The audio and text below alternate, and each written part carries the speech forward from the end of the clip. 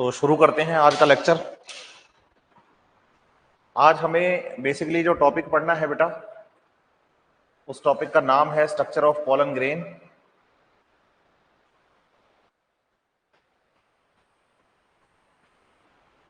Structure of pollen grain हमने ये last lecture में भी कंप्लीट कर लिया था। स्ट्रक्चर ऑफ पॉलन ग्रेन वाले को हमने पढ़ना जब शुरू किया तो अभी आप देखिए कि जब हम स्ट्रक्चर ऑफ पॉलन ग्रेन की बात करते हैं, हल्की सी वीडियो कट रही है, 1 मिनट रुकेंगे।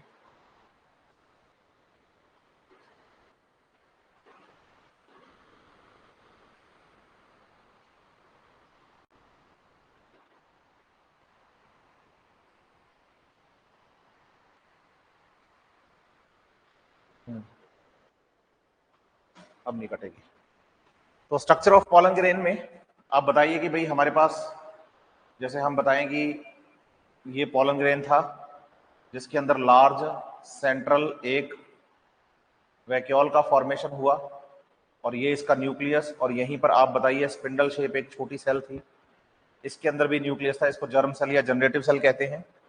और आप बताएंगे कि जो न्यूक्लियस है वो चारों तरफ से कवर होता है एक स्ट्रक्चर के द्वारा, जिस स्ट्रक्चर का नाम हम स्पोरोपोलेनिन बताते हैं।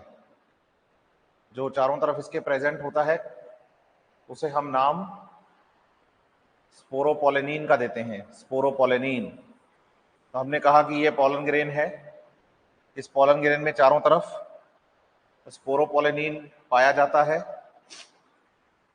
और याद रखना कि कुछ प्लेसेस पर स्पोरोपोलेनिन जो है उसकी अमाउंट या तो कम होती है या वो एब्सेंट होता है ना। वो डिपेंड करता है कि किस स्पीसीज का पॉलन ग्रेन है उसके हिसाब से। तो आउटर मोस्ट जो ये स्ट्रक्चर आपको दिखाई दे रही है पॉलन ग्रेन की स्ट्रक्चर में, हाँ जी नमस्कार सबको, ये आप बताइएगा कि ये जो सब्सटेंस है बच्चे, ये स्पोरोपोलेनिन है। ये आप बताइएगा कि most resistant substance of plant kingdom है। प्लांट किंगडम का मोस्ट रेजिस्टेंट जो सब्सटेंस है वो आप बताएंगे कि स्पोरोपोलेनिन है। ये आप बताएंगे कि स्पोरोपोलेनिन प्रोटेक्ट करता है पॉलन ग्रेन को different type of pH, alkaline medium, temperature, है ना, या एसिडिक मीडियम में ये इसे प्रोटेक्ट करता है और इसे डिस्ट्रॉय नहीं होना देता, लंबे टाइम तक इसके जिंदा रखता है। और आप बताइए कि स्पोरोपोलेनिन वाला ये जो पोर्शन है, बेसिकली इस स्पोरोपोलेनिन वाले पोर्शन को हम एक्साइन का नाम देते हैं। हमसे कोई पूछे कि इसे क्या कहते हैं तो हम बताएंगे कि स्पोरोपोलेनिन वाले पोर्शन को बेसिकली हम एक्साइन का नाम देते हैं, एक्साइन बोलते हैं इसे हम, ठीक है। तो स्पोरोपोलेनिन वाला जो पोर्शन है बच्चे वो एक्साइन है। एक्साइन के अंदर की तरफ ये जो व्हाइट कलर की लेयर आपको दिखाई दे रही है बेटा, इस व्हाइट कलर की लेयर को आप बताइए कि हम नाम देंगे इंटाइन। ये जो व्हाइट कलर की लेयर है, इस व्हाइट कलर की लेयर का नाम क्या है? इंटाइन। तो इसमें दो पार्ट हैं, एक एक्साइन जो कि स्पोरोपोलेनिन का बना है और दूसरा इंटाइन, ठीक है। लार्ज सेंट्रल वैक्यूल है, ये है बच्चे nucleus of vegetative cell, nucleus of vegetative cell. और ये जो है बच्चे आपके पास ये जर्म या जनरेटिव सेल है। और आप बताइए इन दोनों की प्लॉइडी एन टाइप की ही होती है। और आप ये भी याद रखिएगा कि जो इंटाइन पार्ट होता है वो बेसिकली इस जगह से, मतलब जहां पर आपके पास जर्म पोर है, ये जो स्ट्रक्चर है आपके पास, इस स्ट्रक्चर को आप नाम देंगे जर्म पोर, इसे आप नाम देंगे जर्म पोर। और आप बताइए कि जर्म पोर वाले हिस्से से जो इंटाइन पार्ट होता है, ये जो इंटाइन पार्ट है, ये जर्म पोर वाले हिस्से से आप बताइए कि फॉर्मेशन करता है बच्चे किसका? पोलन ट्यूब का। तो आपसे पूछा जाए कि पोलन ट्यूब का फॉर्मेशन किससे होता है, एक्साइन से या इंटाइन से, तो आपका आंसर होगा कि पोलन ट्यूब का फॉर्मेशन इंटाइन पार्ट से होता है, इंटाइन पार्ट से, है ना। दूसरी बात आपको यहां पर जो समझनी है वो बात आप ये समझेंगे कि इंटाइन पार्ट से जब यहां पर बच्चे फॉर्मेशन हो रहा है पोलन ट्यूब का, तो पोलन ट्यूब के through male gametes female gamete तक पहुंचते हैं। और आप बताइए कि जिम्नोस्पर्म और एंजियोस्पर्म्स की ये स्पेशलिटी है, याद रखिएगा कि यहां पर हो रहा है साइफोनोगैमी, ये टर्म याद रखिएगा। Male gametes move towards female gametes by pollen tube. Pollen tube की हेल्प से जब बच्चे मेल गैमेट फीमेल गैमेट की तरफ जाएं तो उसे साइफोनोगैमी कहते हैं। और ये साइफोनोगैमी आप बताइएगा कि होती है इन एंजियो एंड जिम्नोस्पर्म्स। ये बात याद होनी चाहिए आपको कि साइफोनोगैमी मतलब पोलन ट्यूब से मेल गैमेट्स का फीमेल गैमेट्स की तरफ जाना केवल 5 प्लांट्स में से केवल 2 ही प्लांट्स के साथ होता है। एक होगा एंजियोस्पर्म्स में और दूसरा होगा जिम्नोस्पर्म्स में। ये बात आप ध्यान रखिएगा, यहां तक की चीजें आपको क्लियर होनी चाहिए, ठीक है। दूसरी तरफ आपको एनसीईआरटी क्वेश्चन पूछती है what is the function of germ pore. तो आप बताइए कि आफ्टर पॉलिनेशन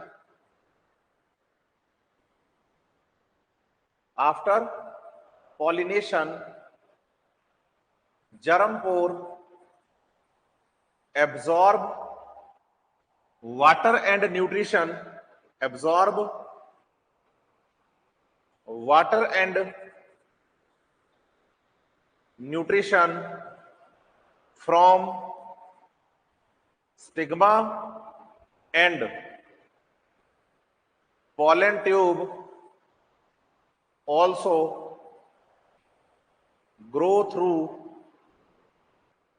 जर्म पोर। मतलब जर्म पोर के 2 काम हो गए। एक तो जब स्टिग्मा पर आकर ये गिरेगा पोलन ग्रेन, तो उसके लिए क्या करेगा, वाटर और मिनरल्स को एब्जॉर्ब करेगा ये स्टिग्मा से, और दूसरा पोलन ट्यूब की ग्रोथ करवाना। तो क्वेश्चन एनसीईआरटी हमसे पूछती है कि what is the function of germ pore. ये क्वेश्चन है और उसका आंसर हमने नीचे लिख दिया है कि जब स्टिग्मा पर पोलन ग्रेन्स गिरते हैं तो स्टिग्मा पर पोलन ग्रेन्स के गिरने के बाद वाटर और मिनरल्स को एब्जॉर्ब करना, न्यूट्रिशन को एब्जॉर्ब करना, और साथ ही साथ जब ये न्यूट्रिशन एब्जॉर्ब हो जाए तो मैच्योर पोलन ग्रेन से आगे पोलन ट्यूब की ग्रोथ करवाना। ये काम रहता है बेसिकली जर्म पोर का। एक तो ये बात आप अपने दिमाग में क्लियर कर लीजिए। दूसरा आपको ये याद करना है कि डाइकोट के पोलन ग्रेन में जनरली 3 पोलन जर्म पोर होते हैं, लेकिन मोनोकोट्स में मोस्टली एक ही जर्म पोर होता है। याद रखना ये बात, मैं आपको क्लियर कर देता हूं, यहां पर लिख के देता हूं ये बात मैं आपको। हम बात करें इन डाइकोट्स तो आप बताइए कि जनरली या मोस्टली 3 जर्म पोर हैं। मोनोकोट्स में मोस्टली एक ही जर्म पोर है। और बताइए कुकुरबिटेसी फैमिली, कौन सी फैमिली, कुकुरबिटेसी फैमिली,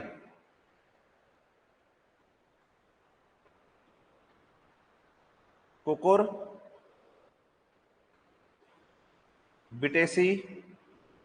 फैमिली में आप बताएंगे कि मल्टीपल जर्म पोर्स होते हैं। तो कुकुरबिटेसी फैमिली जैसे कि कुकुरबिटा, ककड़ी वाली जितनी भी फैमिलीज हैं उनके अंदर मल्टीपल जर्म पोर्स होते हैं एक ही पोलन ग्रेन के अंदर, 16 तक हो सकते हैं, 16 तक।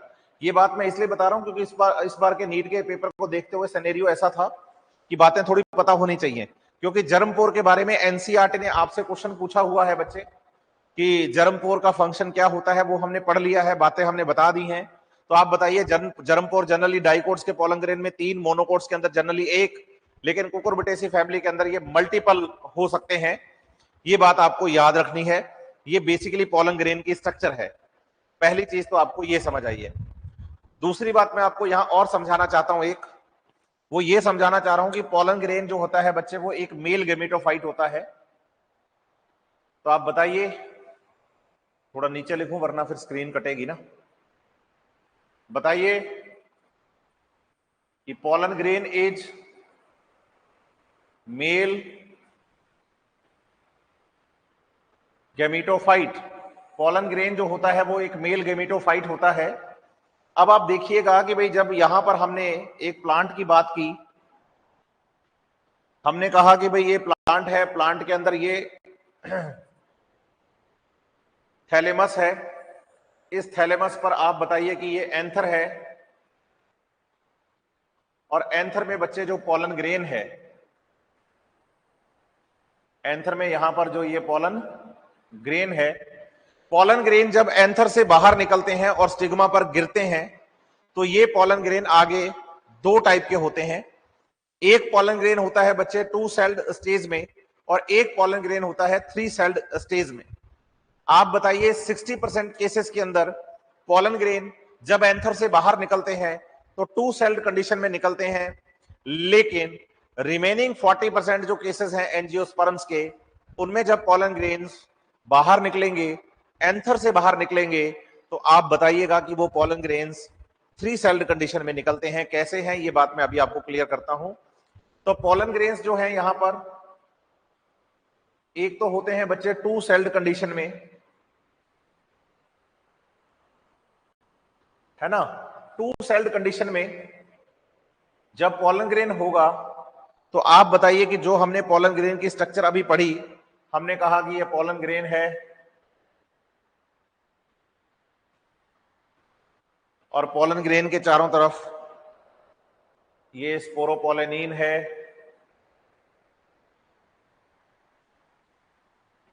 सही है, ये स्पोरोपोलेनिन है। और ये जो स्पोरोपोलेनिन यहां पर है, तो अंदर सेल के साइटोप्लाज्म में आप बताएंगे कि लार्ज सेंट्रल वैक्यूल, अंदर सेल के साइटोप्लाज्म में आप बताएंगे कि क्या प्रेजेंट है, तो आप बताएंगे कि लार्ज सेंट्रल वैक्यूल, और साथ में यहां पर पाई जा रही है एक जर्म सेल। तो ये वाली सेल तो हो गई भाई ट्यूब या वेजिटेटिव सेल, और ये वाली सेल हो गई है बच्चे जर्म या जनरेटिव सेल। तो एक सेल तो हो गई है जर्म सेल या जनरेटिव सेल, और दूसरी सेल हो गई है ट्यूब सेल या वेजिटेटिव सेल। ये 2 सेल कंडीशन है। और आप बताइए कि ये होता है इन 60% एंजियोस्पर्म्स में। मतलब एंथर से जब पॉलन ग्रेन्स बाहर निकलेंगे तो वो 2 सेल्ड कंडीशन में निकलेंगे, ऐसा मोस्ट ऑफ द एंजियोस्पर्म्स में होता है।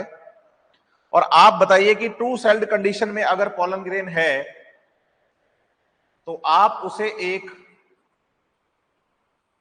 मैच्योर पॉलन ग्रेन कहेंगे, लेकिन आप उसे एक इमैच्योर मेल गैमेटोफाइट कहेंगे। क्योंकि आपको यह समझना होगा कि गैमेटोफाइट प्लांट जब भी शब्द लिखा जाए तो गैमेटोफाइट प्लांट का मतलब होता है बच्चे gamete producing plant. Gametophyte plant का मतलब क्या होता है? Gamete producing plant. गैमेट को बनाने वाले प्लांट को गैमेटोफाइट प्लांट कहा जाता है। तो आप बेसिकली यहां पर देखेंगे कि गैमेटोफाइट प्लांट जो है बच्चे वो इमैच्योर है, क्योंकि उससे गैमेट्स का फॉर्मेशन नहीं हुआ। लेकिन वहीं आपको बताना होगा कि इसी एंथर से ये पॉलन ग्रेन्स कभी कभी 3 सेल्ड कंडीशन में भी बाहर आते हैं,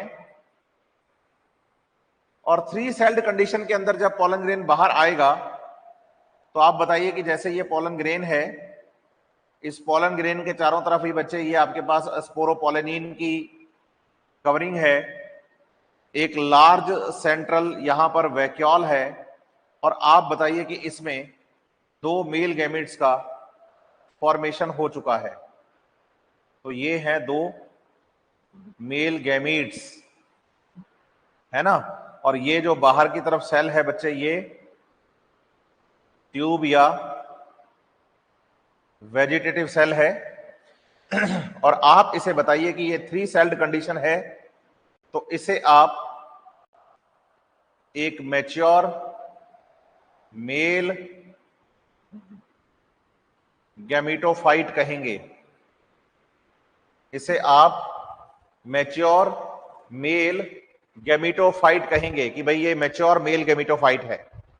तो आप बताइए कि भाई जैसे थैलेमस था, थैलेमस पर एंथर था, एंथर में जब पॉलन ग्रेन्स का फॉर्मेशन होता है, माइक्रोस्पोर से आगे जब डेवलपमेंट होता है और डेवलपमेंट के दौरान जो न्यूट्रिशन है बच्चे वो टेपेटम सेल्स जब देती हैं, तो आपको बताना होगा कि न्यूट्रिशन देते टाइम आपको ये बात क्लियर करनी है कि पॉलन ग्रेन या तो 2 सेल्ड कंडीशन में से निकलेगा, मतलब एंथर से बाहर निकलेगा, या 3 सेल्ड कंडीशन में निकलेगा।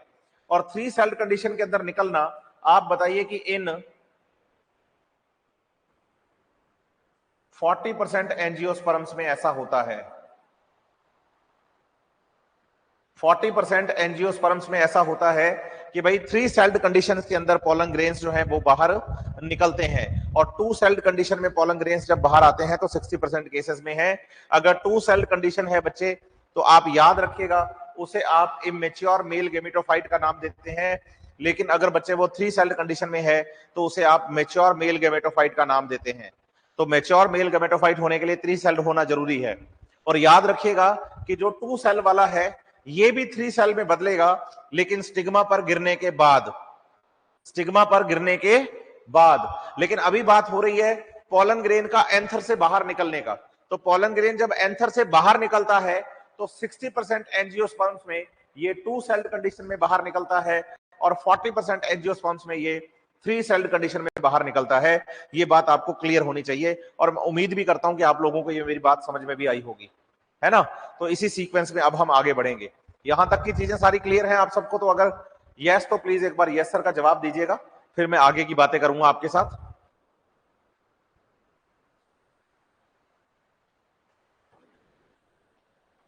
अब मैं आपको बताऊंगा viability of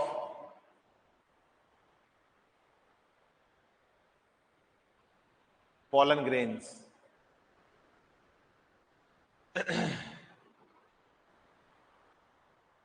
viability of pollen grain is है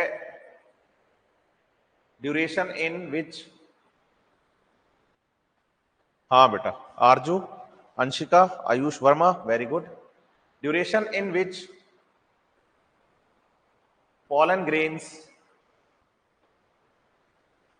able to germinate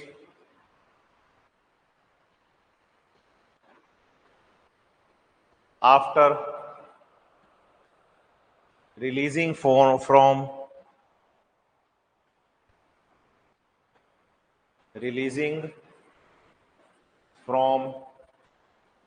एंथर। मतलब एंथर से निकलने के बाद पोलन ग्रेन में कितने समय तक जर्मिनेशन की एबिलिटी बनी रहती है, कितने समय तक जर्मिनेशन की एबिलिटी बनी रहती है, उसे हम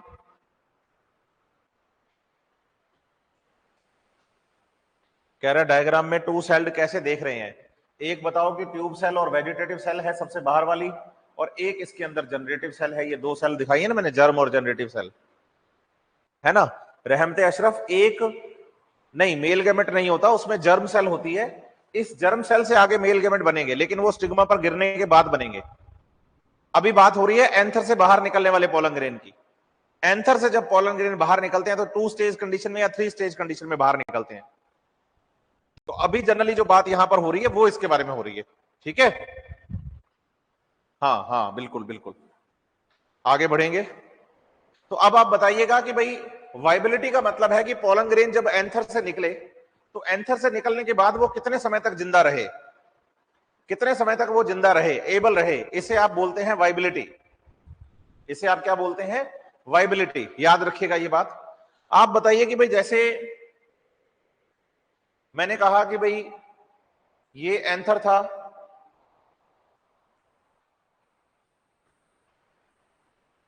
एंथर से बाहर निकला है पोलन ग्रेन, और पोलन ग्रेन के बाहर निकलने के बाद ये पोलन ग्रेन जाकर गिरेंगे स्टिग्मा पर। एंथर से निकलने के बाद इस पोलन ग्रेन को जाकर गिरना है कहां पर, स्टिग्मा पर। तो ये जो टाइम पीरियड होगा बच्चे, एबिलिटी जो होगी कि यहां से ये जब यहां पर आकर गिरेगा पोलन ग्रेन, इसी टाइम ड्यूरेशन को हम, कि भाई कब तक ये जर्मिनेशन के लायक है, इसी को हम वाइबिलिटी का नाम देते हैं। आप बताइए कि ये वाइबिलिटी व्हीट या राइस, मतलब बेसिकली मैं सीरियल्स की बात कर रहा हूं, इन सीरियल्स के अंदर ये अप्रोक्सीमेटली 30 मिनट्स तक ही रहते हैं जिंदा, उसके बाद इनके जर्मिनेशन की एबिलिटी गायब हो जाती है। लेकिन एनसीईआरटी ने वहीं पर हमें लिख के दिया है एक फैमिलीज के बारे में, जैसे कि सोलेनेसी के बारे में एनसीईआरटी हमें लिख के देती है, एनसीईआरटी हमें रोजेसी फैमिली के बारे में लिख के देती है। तो इसमें आप बताएंगे कि मंथ्स, महीनों की मतलब आपको वाइबिलिटी मिल जाती है। तो वाइबिलिटी का मीनिंग जो बेसिकली निकल के आता है सामने हमारे, वो तो वाइबिलिटी का मीनिंग हमारे सामने निकल के आया है कि एंथर से पोलन ग्रेन निकलने के बाद कितने समय तक वो जर्मिनेशन की एबिलिटी को रखेगा, उसे आप वाइबिलिटी कहेंगे, वाइबिलिटी कहेंगे। ठीक है, ये बात ध्यान रखिएगा। सर 3 सेल्ड काउंट कैसे करें, आकाश कुमार कह रहे हैं, क्या गैमेट को सेल कंसिडर? हाँ हाँ, गैमेट सेल ही होता है बेटा, गैमेट सेल ही होता है। जैसे आपके पास ये 2 मेल गैमेट हैं, 1 और 2, ये 2 मेल गैमेट, और तीसरी आपके पास यहाँ ट्यूब सेल है, वेजिटेटिव सेल है। तो ये 3 सेल हो गई हैं टोटल, 2 मेल गैमेट और 1 हाँ ट्यूब सेल, जिसको कि पोलन ट्यूब का फॉर्मेशन करना है। तो सबको मिलाकर आप नाम दे देंगे बच्चे यहाँ पर क्या, बिल्कुल 3 सेल्ड कंडीशन। ठीक है आकाश कुमार, समझ आनी चाहिए आपको ये बातें। तो वाइबिलिटी ऑफ पोलन ग्रेन की बात चल रही है। तो वाइबिलिटी का मतलब हो गया कि पोलन ग्रेन जब एंथर पर बने, तो एंथर पर पोलन ग्रेन बनने के बाद कितने समय तक, कितने समय तक वो पोलन ग्रेन जिंदा रहे, उसे आप उसकी वाइबिलिटी का नाम देंगे। साथ ही साथ आप ये भी याद रखिएगा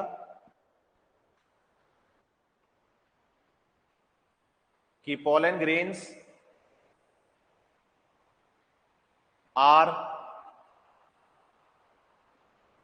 rich in nutrition, so they are used as food supplement। Pollen grains में न्यूट्रिशन खूब सारा होता है, इसलिए ये फूड सप्लीमेंट की फॉर्म में यूज हो जाते हैं। एग्जाम्पल के तौर पे आप याद करना, एनसीईआरटी ने हमें पढ़ाया है बच्चे, एक तो पोलन टैबलेट्स के बारे में हमें बताया है कि पोलन ग्रेन्स की टैबलेट्स मार्केट में बिकती हैं, और इवन साथ ही साथ एनसीईआरटी हमें बताती है कि हमारे पास पोलन ग्रेन की सिरप्स भी आती हैं, है ना, लिक्विड फॉर्म में दवाई भी आती है जिसमें पोलन ग्रेन्स होते हैं। और बेसिकली आपको बताना है कि जो पोलन ग्रेन्स हैं वो न्यूट्रिशन रिच होते हैं, इसलिए उनको फूड सप्लीमेंट की फॉर्म में भी यूज किया जा सकता है। साथ ही साथ याद रखिएगा कि pollen grains of some species, pollen grains of some species are produced in large numbers and cause, हाँ आयुष वर्मा थोड़ा सा वेट तो कर, आयुष वर्मा थोड़ा वेट कर, सारी बातें बता रहा हूं, स्टेप बाय स्टेप बोलेंगे हम, आगे नहीं भागना। ठीक है, आपको अगर इतना ही आ रहा होता सब कुछ तो आप यहां नहीं होते, मेडिकल कॉलेज में होते। थोड़ा वेट करिए, बाकी बच्चों का मोरल डाउन होता है इससे, है ना, थोड़ा सा वेट करिए बेटा। आपको आता है ये बहुत अच्छी बात है, मैं आपको एडमायर करता हूं कि आप लोगों को चीजें बहुत अच्छे से याद हैं, आप क्लास में रिवीजन के लिए आते हैं, सही है बात या नहीं?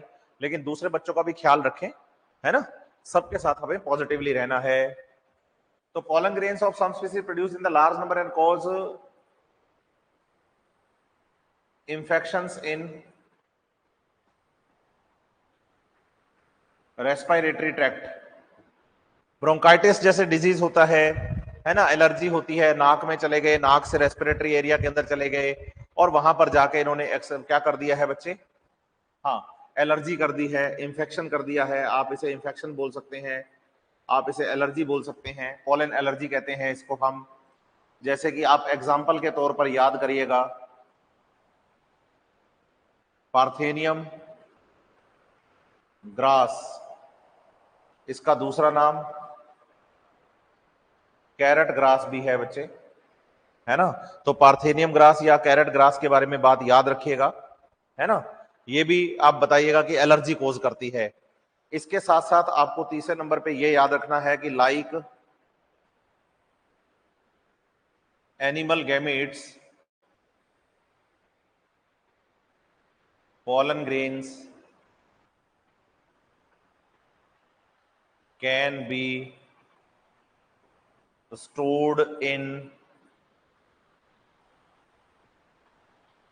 laboratory for future uses in crop developing programmes. कि भाई आज किसी प्लांट के पोलन ग्रेन्स को आपको स्टोर करके रखना है और फ्यूचर में उन पोलन ग्रेन्स का जर्मिनेशन करवाकर मेल और फीमेल गैमेट्स को फ्यूज करवा के आपको एम्ब्रियो फॉर्मेशन करके नए प्लांट्स का फॉर्मेशन करना है। ये एनिमल्स के साथ तो होता ही था, आप बताइए पोलन ग्रेन्स के साथ भी, प्लांट्स के पोलन ग्रेन्स के साथ भी हो सकता है। और आप बताएंगे कि यहां पर हम एनिमल सेल्स की तरह पोलन ग्रेन्स को भी एनिमल गैमेट्स की तरह pollen grains stored at -190 degree Celsius temperature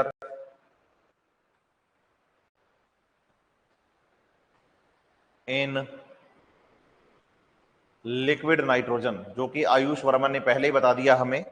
अगर आप पोलन ग्रेन्स को -196 डिग्री सेल्सियस टेम्परेचर पर लिक्विड नाइट्रोजन में स्टोर करते हैं बच्चे, तो इसे आप क्रायो प्रिजर्वेशन का नाम देते हैं। क्रायो प्रिजर्वेशन का नाम देते हैं, जो कि आयुष वर्मा ने पहले ही लिख दिया था हमें। तो आप बताइए कि पोलन ग्रेन्स न्यूट्रिशन में रिच होते हैं, इसलिए फूड सप्लीमेंट की फॉर्म में यूज हो सकते हैं। पोलन ग्रेन्स जो होते हैं बच्चे, वो प्रोड्यूस होते हैं लार्ज नंबर्स में, कॉज करते हैं एलर्जी और इंफेक्शंस रेस्पिरेटरी ट्रैक्ट में, जैसे कि पार्थेनियम ग्रास और कैरेट ग्रास की बात करेंगे। एनिमल्स की तरह एनिमल्स के जो गैमेट्स स्टोर किए जाते हैं, ऐसे आप बताइए कि पोलन ग्रेन्स को भी बच्चे लिक्विड नाइट्रोजन के अंदर स्टोर किया जा सकता है और इसे आप क्रायो प्रिजर्वेशन का नाम देते हैं। ये बातें आपको याद होनी चाहिए, अच्छे से आप इन चीजों को याद रखिएगा। ये हमने पोलन ग्रेन के बारे में, मतलब कि मेल गैमेटोफाइट के बारे में पढ़ लिया है। अब हम बात करेंगे फ्लावर के फीमेल रिप्रोडक्टिव पार्ट की, है ना। और फ्लावर के फीमेल रिप्रोडक्टिव पार्ट को हम नाम देते हैं गाइनोशियम। गाइनोशियम की जब बात करेंगे तो आप बताएंगे कि female reproductive part of flower, flower के फीमेल रिप्रोडक्टिव पार्ट को हम गाइनोशियम का नाम देते हैं, गाइनोशियम का नाम देते हैं।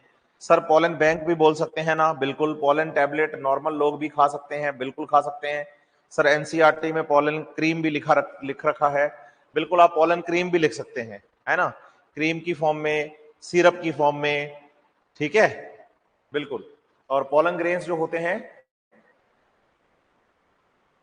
इन पोलन ग्रेन्स के बारे में याद रखिएगा कि आप इनको पोलन बैंक भी कह सकते हैं। जैसे जीन्स को स्टोर करना जीन बैंक, सीड्स को स्टोर करना सीड बैंक, ऐसे पोलन ग्रेन्स को स्टोर करना पोलन बैंक भी कह सकते हैं आप, लेबोरेटरी के अंदर जहां पर इनको आप स्टोर करते हैं, ठीक है, ये बिल्कुल सही बात है। चलो अब आप बताइए कि जो गाइनोशियम होता है बच्चे, वो फीमेल रिप्रोडक्टिव पार्ट है। और आप बताइए कि यूनिट ऑफ गाइनोशियम को हम कार्पल, कार्पल या फिर पिस्टल का नाम देते हैं। Unit of the gynoecium is known as the carpel और द पिस्टल। गाइनोशियम की यूनिट का नाम हो जाता है क्या, हाँ, तो हम बताएंगे बिल्कुल कार्पल या पिस्टल। तो आप बताइए कि जब हम कार्पल या पिस्टल की बात करते हैं तो कार्पल या पिस्टल को आपको ऐसे पढ़ना है। ये नीचे की तरफ जो स्ट्रक्चर है बच्चे, ये स्ट्रक्चर थैलेमस है। ये आप बताइए कि हमारे पास स्टिग्मा है। ये आप बताइए हमारे पास स्टाइल है। और ये आप बताइए हमारे पास ओवरी है। और यहां से लेकर यहां तक ये पूरी स्ट्रक्चर कार्पल है या पिस्टल है। और आप बताइए कि ओवरी के अंदर एक स्ट्रक्चर प्रेजेंट होती है जिसे कि बेसिकली हम ओव्यूल का नाम देते हैं। ओव्यूल का नाम देते हैं। यही ओवरी आगे चल के डेवलप हो जाएगी फ्रूट में, और यही ओव्यूल आगे चलकर डेवलप हो जाएगा सीड में। और बताइए कि ओव्यूल ओवरी वॉल के बिल्कुल बेसल पार्ट में लगा हुआ है यहां पर। तो बेसल पार्ट में जहां पर ये ओव्यूल लगा हुआ है बच्चे, उस पर्टिकुलर जगह को हम नाम देते हैं प्लेसेंटा। और आपको याद करना है 11th क्लास की एनसीईआरटी में, एनसीईआरटी यहां पर लिख के दे रही है पैराग्राफ में, इसलिए मैं बोल रहा हूं, आपको यहां पर एक टॉपिक पढ़ने को मिलेगा प्लेसेंटेशन। और प्लेसेंटेशन में जैसे आपने एक तो प्लेसेंटेशन पढ़ा है मार्जिनल टाइप का, इसका एग्जाम्पल था पी प्लांट। एक आप इसमें पढ़ते हैं बच्चे एक्साइल टाइप का, जिसमें कि चाइना रोज, टोमेटो और लेमन का एग्जाम्पल है। एक आप पढ़ते हैं बच्चे पैराइटल टाइप का। पैराइटल के अंदर आपके पास एग्जाम्पल मस्टर्ड और आर्जीमोन का है। पैराइटल के बाद आपको पढ़ना होता है फ्री सेंट्रल। फ्री सेंट्रल में आपके पास एग्जाम्पल डाइएथस और प्रिमरोज का है। और लास्ट आपको पढ़ना है बच्चे बेसल टाइप का प्लेसेंटेशन, जिसमें कि एग्जाम्पल आता है बच्चे सनफ्लावर और मैरीगोल्ड का। और जो मैरीगोल्ड है बच्चे उसे गेंदे का फूल कहते हैं ना, ससुराल गेंदा फूल वाला गेंदा। तो प्लेसेंटेशन जो है बच्चे, ये 11th क्लास की एनसीईआरटी में आपको दिया गया है। 5 टाइप का दिया गया है प्लेसेंटेशन एग्जाम्पल्स के साथ। मैंने अभी यहां पर बोला है, आपको वो याद भी होना चाहिए, क्योंकि एनसीईआरटी की लाइन में ये मेंशन है कि 11th क्लास की एनसीईआरटी में chapter number 5 morphology of flowering plants के अंदर ये प्लेसेंटेशन के डिफरेंट टाइप आपको गिवन है, और ये पता भी होने चाहिए आपको। ठीक है, अब आप बताइए कि जो गाइनोशियम है, जैसे हम यहां पर गाइनोशियम की बात कर रहे हैं, तो आप बताइएगा कि जो गाइनोशियम है बच्चे, ये 2 टाइप का गाइनोशियम होता है। एक तो होता है मोनोकार्पलरी। मोनोकार्पलरी का मतलब 1 कार्पल ही प्रेजेंट है फ्लावर में।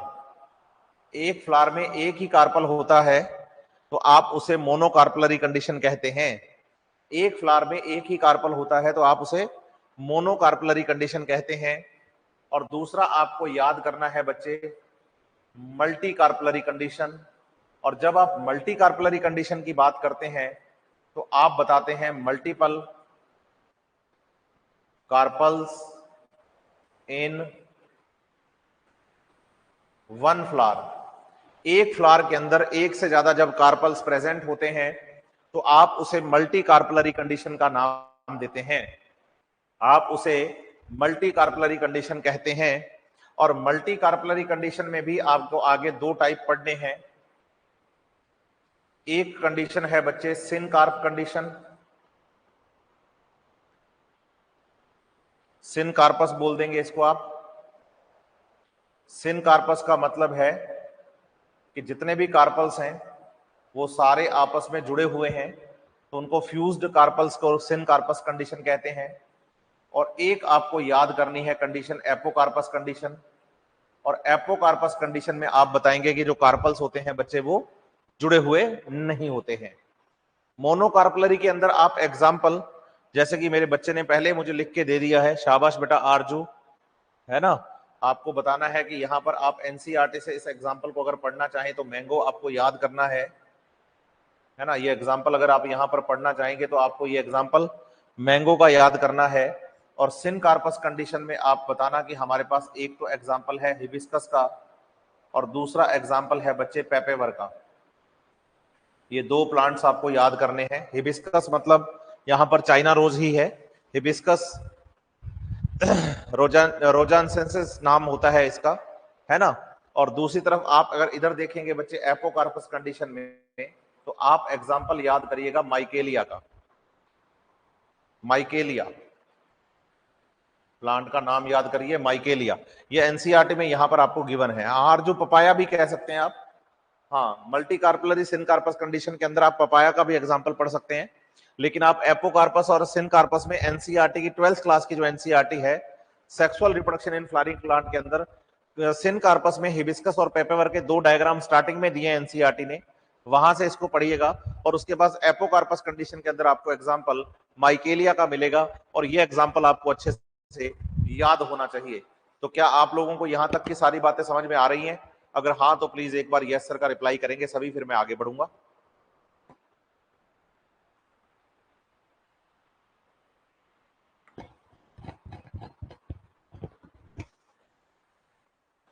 है ना।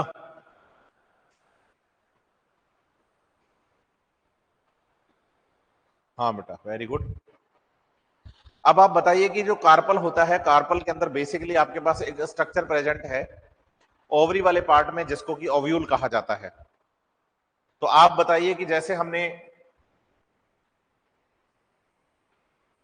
एंथर पढ़ा था तो स्ट्रक्चर ऑफ माइक्रोस्पोरेंजिया को पढ़ा था, तो यहां स्ट्रक्चर ऑफ हम मैक्रोस्पोरेंजिया को याद करेंगे। बताइए मैक्रोस्पोरेंजिया या फिर जो मेगास्पोरेंजिया होता है, ये कुछ और नहीं ओव्यूल को ही कहते हैं।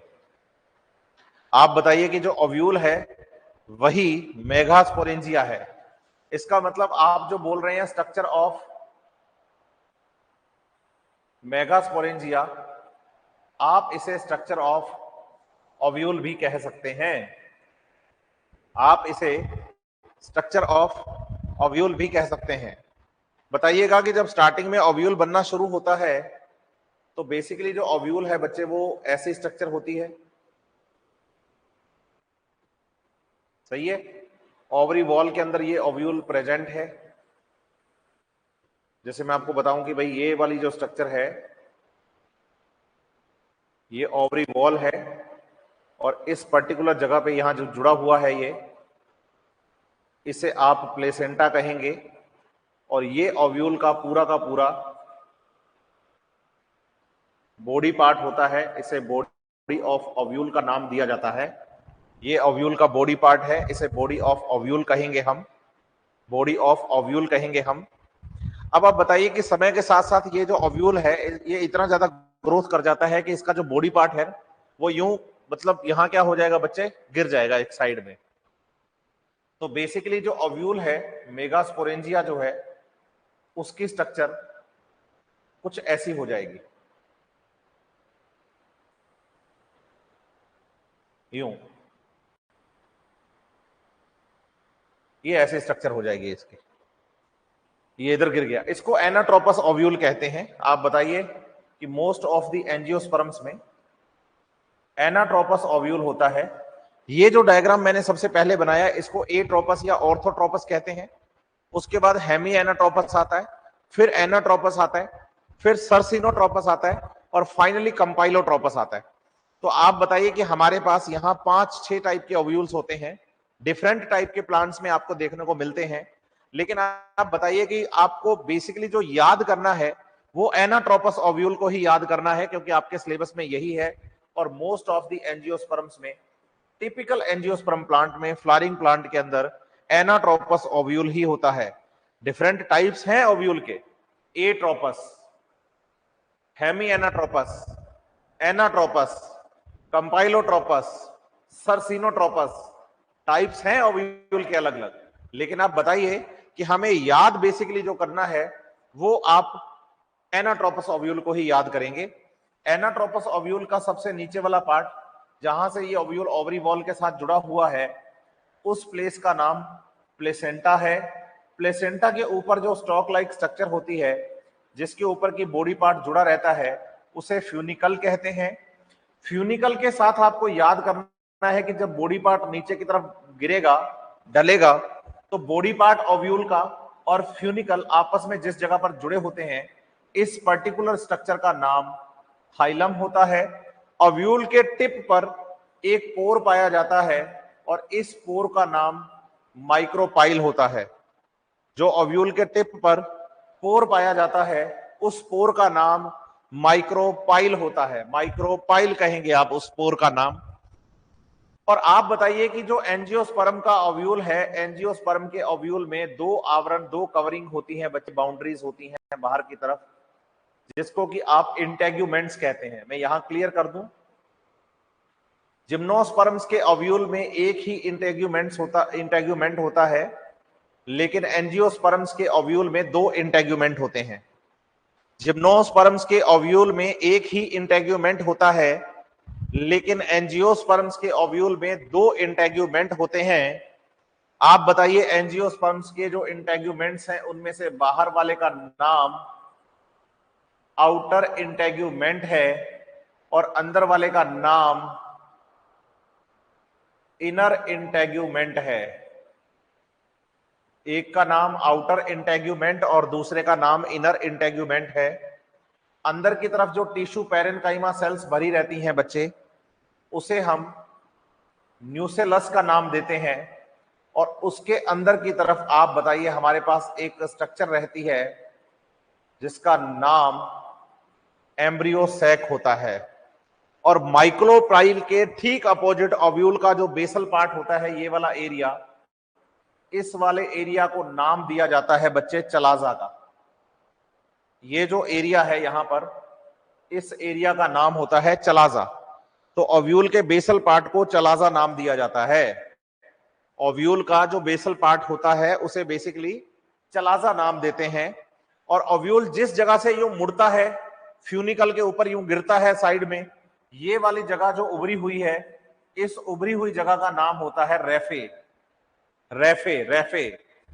और अंदर की तरफ आपके पास जो एम्ब्रियो सैक प्रेजेंट है, इस एम्ब्रियो सैक में आप बताइएगा कि चलाजा वाली साइड में 3 सेल्स प्रेजेंट हैं। इनको एंटीपोडल सेल्स कहा जाता है। और बेस की तरफ 2 स्पेशल सेल्स प्रेजेंट होती हैं। इन दोनों सेल्स को सिनर्जिड्स नाम दिया जाता है। और सिनर्जिड्स के साथ आप बताइए कि यहां पर एक एग सेल, जो कि एक फीमेल गैमीट होगा, वो प्रेजेंट होता है। तो आज के बाद कोई आपसे पूछे कि फीमेल गैमीट एग सेल कहां पर प्रेजेंट होता है, फीमेल गैमीट एग सेल कहां पर प्रेजेंट होता है, तो आप बताना एम्ब्रियो सैक में माइक्रोपाइलर एंड पर, एम्ब्रियो सैक में माइक्रोपाइलर एंड पर, एम्ब्रियो सैक में माइक्रोपाइलर एंड पर एग सेल सिनर्जिड्स के साथ प्रेजेंट होती है। दूसरी बात आपको यहां यह भी समझनी है बेटा कि जैसे हमने पोलन ग्रेन को हमने बोला है मेल गेमेटोफाइट, तो ऐसे ही आप बताइए कि एम्ब्रियो सैक को आप नाम देंगे फीमेल गेमेटोफाइट का। बताइएगा कि जो एम्ब्रियो सैक है, ये एम्ब्रियो सैक फीमेल गेमेटोफाइट कहलाएगा। फीमेल गेमेटोफाइट कहलाएगा एम्ब्रियो सैक, क्योंकि उसमें फीमेल गैमेट एग सेल का फॉर्मेशन होता है। साथ ही साथ आप ये भी बताइए कि जो सिनर्जिड्स होती हैं, इन सिनर्जिड्स के साथ माइक्रोपाइलर एंड पर एक हेयर लाइक आउटग्रोथ्स आपको दिखाई देती हैं, जिनको कि हम फिलीफॉर्म एपरेटस का नाम देते हैं। आप बताइए, इनका नाम है फिलीफॉर्म एपरेटस। इनका फिलीफॉर्म एपरेटस का काम है कि ये गाइड करती हैं पोलन ट्यूब को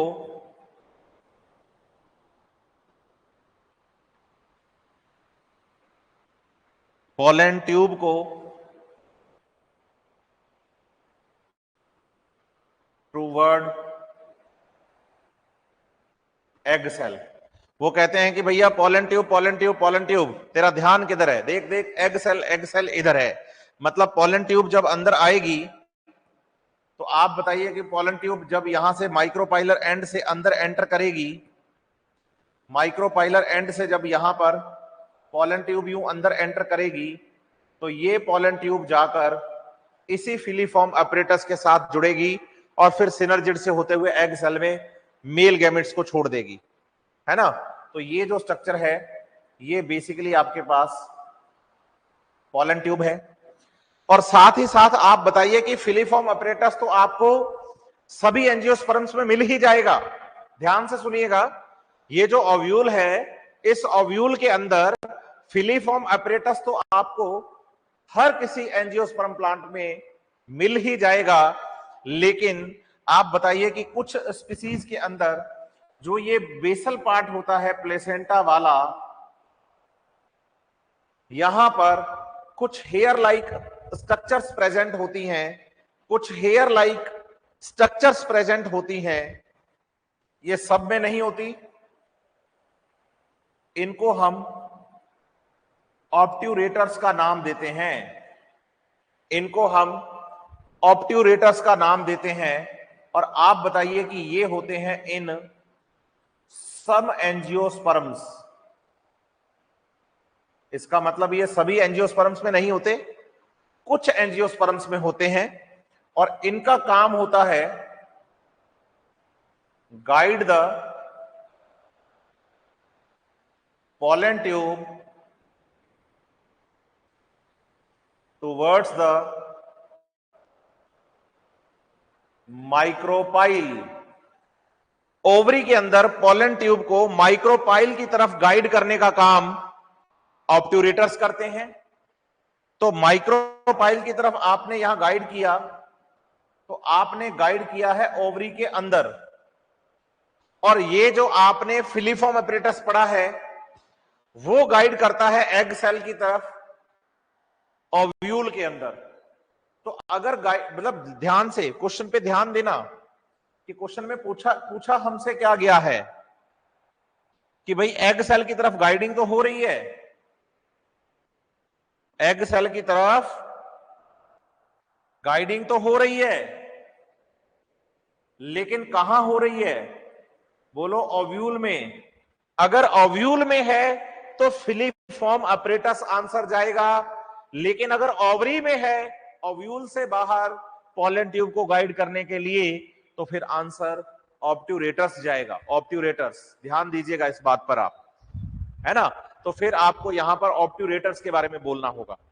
तो ये बात आपको क्लियर रहनी चाहिए आपके दिमाग में कि जो एम्ब्रियो सैक है उसे आप फीमेल गैमेटोफाइट कहते हैं, और उसके अंदर एग सेल जो है वो फीमेल गैमीट कहलाती है। ये बातें आपको अच्छे से क्लियर होनी चाहिए। यहां तक का टॉपिक आपको अच्छे से समझ में आना चाहिए। उम्मीद करता हूं कि ये टॉपिक आपको बहुत अच्छे से समझ में आया भी होगा। अगर हां तो प्लीज एक बार यस सर का रिप्लाई करिए, फिर मैं आगे बढ़ूंगा आपके साथ और इस टॉपिक के आगे और बातें हम करने वाले हैं। जल्दी से मुझे आप यस सर का रिप्लाई करेंगे अगर आपको ये बातें क्लियर हैं तो।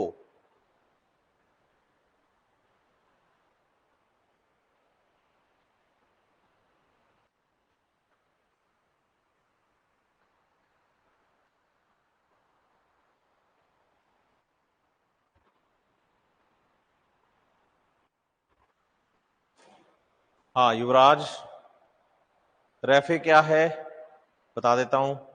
आयुष वर्मा को क्लियर है, अमरेंद्र को, सबको क्लियर है। रेफे बेटा वो वाला पोर्शन है जहां से ओव्यूल जो है वो यूं मुड़ गया है। ओव्यूल का ये बॉडी पार्ट था ना, ये बॉडी पार्ट यूं मुड़ गया।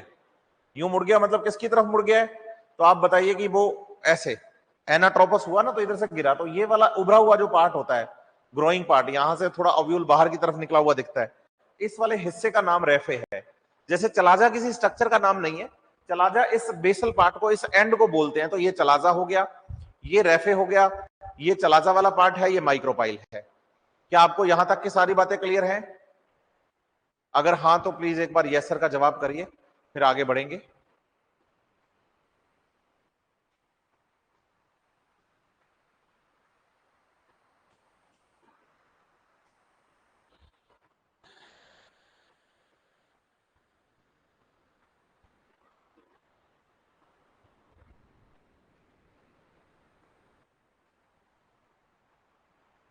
न्यूसेलस का प्रोडक्ट, ये सारी बातें मैं आगे करूंगा बेटा। अभी क्या है, पहले अपने केवल ओव्यूल की स्ट्रक्चर पढ़ी है हमने।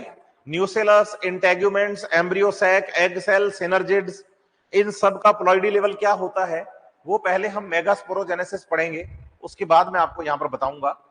मेगास्पोरोजेनेसिस पढ़ेंगे, मेगास्पोर्स के फॉर्मेशन की बात करेंगे, फिर हम आगे इसके अंदर बढ़ेंगे आगे और बातें करेंगे कि भाई क्या हम बात कर रहे हैं यहां पर। ठीक है, चलिए अब अगला टॉपिक जो है बच्चे वो मेगास्पोरोजेनेसिस है। मैं नेक्स्ट क्लास में आपको पढ़ाऊंगा। इस वीक के अंदर फ्राइडे तक आपकी क्लासेस, आज जैसे वेडनेसडे है तो कल मैं आपको मेगास्पोरोजेनेसिस कंप्लीट करवा दूंगा। स्ट्रक्चर ऑफ एम्ब्रियो सैक तक हम कंप्लीट कर लेंगे, उसके बाद हम पॉलिनेशन पे आएंगे और पॉलिनेशन के बाद फिर हम नेक्स्ट वीक में पूरा का पूरा ये चैप्टर खत्म कर देंगे। उसके बाद ह्यूमन रिप्रोडक्शन, देन आगे के टॉपिक्स को शुरू करेंगे और जूलॉजी भी पूरी मैं ही करवाऊंगा आपको इस बैच के अंदर। तो जूलॉजी और बॉटनी कंप्लीट, जितने भी 32 के 32 चैप्टर अच्छे से पढ़ाऊंगा मैं आपको। जुड़े रहिएगा, पढ़ते रहिएगा, रोज एनसीईआरटी रीड करिए प्लीज। मैं प्योर एनसीईआरटी की सीक्वेंस में ही सारी चीजें बता रहा हूं। एनसीईआरटी के अंदर पूछे गए क्वेश्चंस को आपको डिस्कस करता हूं, एनसीईआरटी की बातें आपके साथ बहुत अच्छे से क्लियर करता हूं। तो आप प्लीज प्लीज प्लीज एनसीईआरटी को पढ़ते रहिए। रहमत अशरफ कह रहा है कि सर सारे क्वेश्चन नहीं बनते हैं, तो ये बहुत अच्छी बात है। जो नहीं बनते ना, जैसे आपने 100 क्वेश्चन सॉल्व किए, 70 आपने आपके सही हो गए, 30 क्वेश्चन आपके पूरे नहीं बने, तो उन 30 क्वेश्चंस को आप थ्योरी से पढ़िए दोबारा और देखिए क्या गलतियां करी हैं आपने। नेक्स्ट टाइम नहीं करोगे वो गलतियां। और फिर भी अगर किसी क्वेश्चन में प्रॉब्लम रहती है तो मुझसे कांटेक्ट करिए।